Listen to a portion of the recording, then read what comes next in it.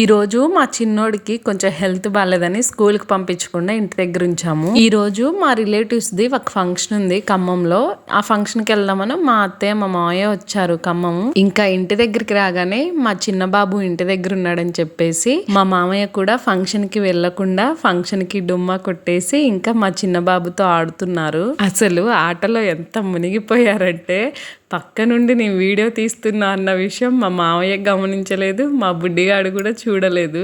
తాతయ్య మనవడు చాలా సేపటి నుంచి ఇలా ఆడుతూనే ఉన్నారు. అసలు నార్మల్ గా మా మామయ్య అయితే ఎప్పుడు కింద కూర్చోరు. ఇంటికి వెళ్ళినప్పుడు మేమందరం కలిసి కింద కూర్చొని భోజనం చేస్తున్నా కూడా మా మామయ్య మంచం మీదనో లేకపోతే చైర్ మీదనో కూర్చొని తింటారు. ఈ ఏజ్ లో కింద కూర్చోవడం అంత ఈజీ కాదు కదా, కూర్చునేటప్పుడు లేసేటప్పుడు కాళ్ళు నొప్పులు వస్తాయని చెప్పేసి మా మామయ్య అసలు కూర్చోడు అనమాట కింద.